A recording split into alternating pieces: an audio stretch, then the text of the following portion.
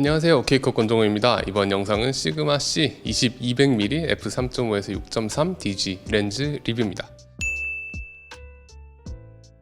이번에 이 렌즈의 리뷰를 준비하면서 장례를 찍으려고 할 때마다 항상 날씨가 안 좋더라고요. 그래서 좀 아쉬웠어요. 아무튼 파나소닉 S1R2와 함께한 무보정 로우 사진들을 준비해봤으니까 이 렌즈의 컬러나 배경 흐림의 느낌 등을 파악하시는 데 도움이 되셨으면 합니다. 슈퍼 줌 렌즈는 이미지 퀄리티를 중요시하는 저한테는 그닥 매력적인 옵션은 아니었는데, 나이가 들면서 체력이 저하되고 아기가 생겨가지고 놀러가서도 막 사진만 찍고 있을 수가 없게 되니까 이러면 안 되는데 하면서도 슈퍼 줌 렌즈의 편의성에 좀 중독이 되게 되더라고요. 게다가 저는 여행 갔을 때는 풍경 촬영을 좋아하기 때문에 이 슈퍼 줌 렌즈의 유연한 화각은 상당한 장점으로 다가왔습니다. 제가 몇 번 쓰던 슈퍼 줌 렌즈가 28-200mm 화각이었거든요. 그런데 이 렌즈는 최대 광각이 28mm가 아니라 20mm다? 이건 좀 차원이 다르죠. 좁은 실내나 넓은 풍경을 찍기에도 좋고, 과장된 원근 왜곡을 활용해서 다이나믹한 느낌을 내기도 좋고요. 혹은 셀피 브이로그 등을 찍을 때도 24mm보다 팔을 덜 펼쳐도 돼가지고 편하고요. 이미지가 크롭되는 디지털 손떨림 보정 등도 활용할 수 있게 되는 점, 이런 것들도 아주 큰 장점입니다. 당연히 20mm 광각뿐만 아니라 20-200mm의 엄청난 화각 범위는 내가 원하는 구도를 잡아서 촬영을 하는데 엄청나게 편리하고요. 이런 엄청난 줌 범위를 가진 렌즈임에도 정말 작고 가벼워가지고 가방에 수납하기에도 좋고, 그냥 들고 다닐 때도 정말 편하게 들고 다닐 수가 있었습니다. 줌링도 90도 정도로 줌링 돌리는 조작이 굉장히 편리했으며, 코가 상당히 많이 나오는 렌즈인데도 불구하고 애초에 워낙 가벼워서 그런지, 아니면 무게중심이 잘 잡혀서 그런지 줌밍을 하는 것도 쉽고 밸런스도 크게 바뀌지 않고 촬영을 할 때 아무 불편함이 없었어요. 이미지 퀄리티 측면에서는 렌즈의 선회도가 광각에선 상당히 훌륭한 편이지만 망원에서는 좀 소프트했고요. 컬러 표현 같은 경우에도 날이 흐려서 그렇지 나쁘지 않았고요. AF 성능은 정말 좋아요. 그래서 빠르게 움직이는 피사체의 추적도 어렵지 않게 가능했고요. 여러모로 촬영 경험적인 측면에서 만족감이 좋더라고요. 다만 20mm 광각을 지원한다, 이 작은 사이즈의 20mm 광각을 지원한다고 하니까 다들 어느 정도 예상하셨겠지만 조리개가 다소 어두운 편이긴 하고요. 렌떨방이 없습니다. 그것도 아쉬운 부분이죠. 다만 이 렌즈가 소니 FE 마운트 그리고 파나소닉 L 마운트로 나오는데, 이 두 마운트의 풀프레임들은 모든 바디가 떨방을 달고 있기 때문에 렌떨방 없다는 건 체감이 좀 덜 되는 부분이긴 했어요. 떨방은 바디에 맡기고 무게와 부피를 줄이는데 주력하지 않았나 싶습니다. 그래도 일반적인 슈퍼줌 렌즈의 한계를 뛰어넘어가지고 20mm 광각까지 슈퍼줌을 범위 안에 집어넣었다는 점에선 혁신적인 렌즈가 아닐까 생각하고요. 사실 이번 렌즈를 리뷰하면서 이 정도 화각이면 렌즈 이미지 퀄리티가 보통 수준만 돼도 대박이겠다, 이런 생각을 했는데 이미지 퀄리티도 충분히 보통 이상 하는 것 같았어요. 일전에 리뷰했던 파나소닉 28-200mm랑 광각 망원 이렇게 평균적으로 비슷한 수준이었거든요. 파나소닉 28-200mm도 정말 만족스럽게 썼는데 그보다 화각이 좋으니까 상당히 괜찮은 거죠.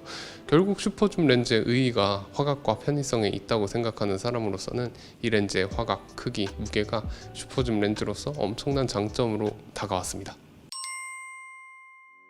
그럼 외관과 기능부터 한번 살펴보시죠. 일단 크기는 최대 광각에서는 11.5cm 정도로 상당히 짧은 편이고요.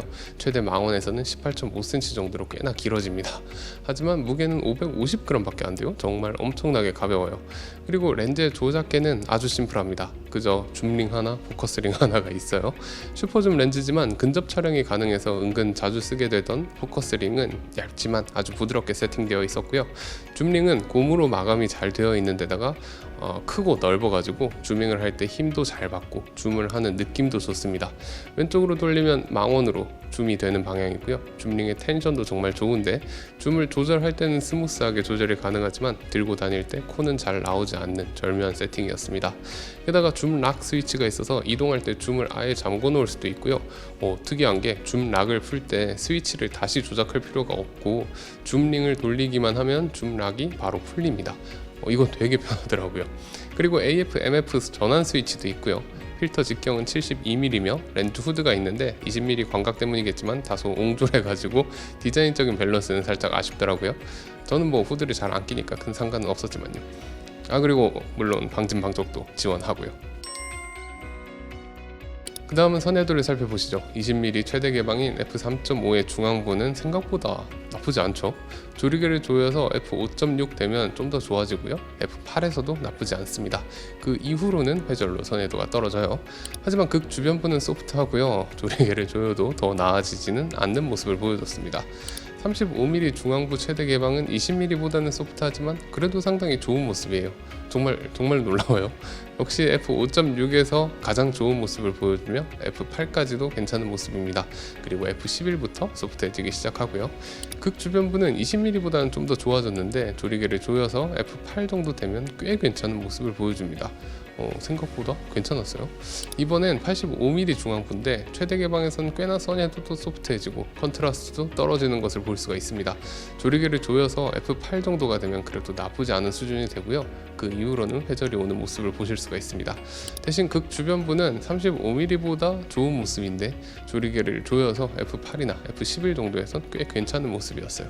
최대 망원인 200mm의 중앙부는 예상대로 상당히 소프트합니다. 조리개를 조여서 f8 그리고 f11에서는 조금 나아지긴 하지만 그래도 소프트하긴 해요. 극 주변부 역시 소프트하고요. 조리개를 조이면 살짝 나아지긴 하지만 여전히 소프트한 모습이었어요. 공통적으로 f11부터 회절이 오고요. f22 이상은 확 회절이 심해지기 때문에 가급적이면 f16 정도까지만 활용하는 것을 추천드립니다. 그리고 근접 촬영이 상당히 특이한데 28mm부터 85mm까지 0.5배의 엄청난 접사 배율을 가지고 있습니다. 희한하죠? 이 0.5배의 접사 배율을 28mm에서 쓰려면 피사체와 2cm 이내로 엄청나게 가깝게 접근을 해서 찍어야 됩니다. 그래서 차트 찍기도 엄청 힘들었어요. 근접 화질도 나쁘지 않은데 조리개를 조여서 f5.6에서 f11 정도까지 가장 좋은 모습을 보여줍니다. 85mm에서도 0.5배 접사가 가능한데 85mm는 접사를 활용하기에 꽤나 좋은 배율이라 상당히 유용하게 쓸 수 있고요. 근접 화질도 최대 개방부터 f16 정도까지 충분히 좋은 모습을 보여줬습니다. 그리고 최대 망원인 200mm에서도 0.3배의 접사가 가능합니다. 그래서 배경을 최대한 압축하면서 클로즈업을 찍기에도 좋아요. 근접 화질도 의외로 괜찮고요. f11에서 가장 좋은 모습이고 전후 한 스톱 정도가 좋은 결과물을 얻을 수 있는 구간이었습니다. 전반적으로 봤을 때 일반적인 줌 렌즈들이 그렇듯이 광각 쪽에서의 선회도는 상당히 준수한 반면 망원으로 갈수록 조금씩 소프트해지는 경향이 있습니다. 그래도 20mm 촬영이 가능한 렌즈의 200mm 구간이다 이렇게 생각을 해보면 상당히 나쁘지 않다고 생각됩니다. 게다가 다양한 초점거리에서의 근접 촬영 배율도 너무 좋고요. 근접 화질도 나쁘지 않아가지고 클로즈업 촬영하기에도 편리하고요. 이 렌즈를 많이 활용하실 만한 여행이나 일상 환경에서는 무난하게 만족스러운 결과물을 뽑아주는 렌즈라고 생각해요. 네, 이번엔 왜곡 비네팅도 한번 살펴보시죠. 일단 최대 광각인 20mm에서는 엄청난 배럴 왜곡이 생기고요. 35mm에서는 약간의 핀 쿠션 왜곡이 생깁니다. 그리고 85mm에서는 핀 쿠션 왜곡이 좀 더 심해지고 200mm에서는 85mm와 비슷한 수준으로 핀 쿠션 왜곡이 유지돼요. 비네팅은 최대 광각에서는 꽤나 있는 편이지만 조리개를 조여서 f5.6, f8 정도 되면 좋아지고요. 망원에서는 최대 조리개 값 자체가 높아서 그런지 비네팅이 크게 나타나지 않았습니다. HLA를 탑재한 이 렌즈의 포커스 스피드는 아주 빠르고 조용합니다. 게다가 포커스 브리딩도 엄청 잘 잡아놨는데 20mm부터 200mm까지 정말로 억제가 잘 되어 있어요. 거기에 MF 모드에서 200mm에 놓고 초점을 맞춘 후에 20mm까지 빼보면 초점이 잘 맞아 있습니다. 팝포컬까지 지원하는 렌즈라는 것을 확인할 수 있어요. 이 렌즈의 포커스 관련 스펙은 최상급이라고 할 수 있습니다. 그 다음으로 축상 수차도 한번 살펴보시죠. 20mm 광각에서는 최대 개방에서부터 색수차가 거의 발생하지 않고요. 200mm 최대 망원, 최대 개방에서 보면 먼 곳은 푸른색, 가까운 곳은 적색의 색수차가 발생합니다. 하지만 역시 그 정도가 심하지 않은 모습이었습니다. 9개의 조리개날을 가진 이 렌즈의 빗망울은 의외로 괜찮은 모습이었어요. 테두리는 선명한 편이지만 빗망울 내부의 패턴은 의외로 깔끔했고요. 색수차도 거의 관찰되지 않았습니다.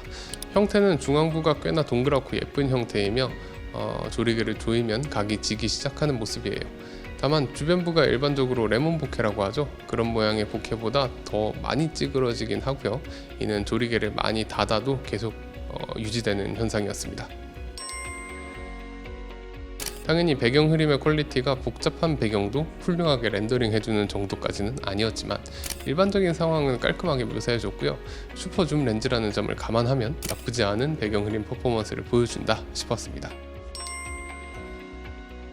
마지막으로 플레어와 빛갈림도 한번 살펴보시죠. 플레어는 시그마 치고는 상당히 화려한 편이에요. 광각에서는 많은 수의 고스트가 상당한 존재감을 뽐내며 나타나고요. 망원 쪽에서는 무지개의 형태의 고스트가 나타나는 모습도 보여줍니다. 빛갈림 역시 그리 훌륭하진 않은데 그래도 광각은 어느 정도 활용 가능한 수준이기 때문에 필요한 상황에서는 광각 쪽에서 활용하는 것이 괜찮을 듯 합니다. 슈퍼줌 렌즈들 몇 개 리뷰해보면서 느낀 거지만 진짜 여행 같은 거 하면서 풍경 찍기에는 너무 편하더라고요. 개인적으로 편의성보다는 이미지 퀄리티를 중요시 여기는 편임에도 불구하고 슈퍼줌을 쓰는 이유는 결국 압도적 편의성 때문이겠죠. 그 편의성은 어쨌든 압도적인 화각 범위에서 오게 된다고 생각하는데, 그런 측면에서 생각을 해봤을 때 20mm에서 200mm까지 원렌즈로 커버할 수 있는 이 렌즈는 진짜 사기적인 렌즈가 아닌가 싶어요. 게다가 포커스 관련 성능 아주 좋고, 크기도 작고 무게도 가볍고 줌을 조작하는 감각도 좋아요. 줌을 넣건 빼건 간에 렌즈의 무게중심도 좋고요. 거기에 근접 촬영 역시 환상적이죠. 경쟁작이라고 생각할 만한 렌즈를 생각해보면 소니에서는 탐론 28-200mm, 파나소닉에서는 루믹스 28-200mm 렌즈 정도를 생각해볼 수가 있는데, 아무래도 20mm와 28mm는 경쟁하기 좀 어려울 정도의 차이가 나죠. 물론 파나소닉 바디에서는 루믹스 렌즈를 쓸 때 생기는 이점들, 크롬리스 손떨방이라든가 하이브리드 줌이라든가 이런 것들이 있기 때문에 내가 무엇이 필요한지 판단해서 구매하시면 좋을 듯 합니다.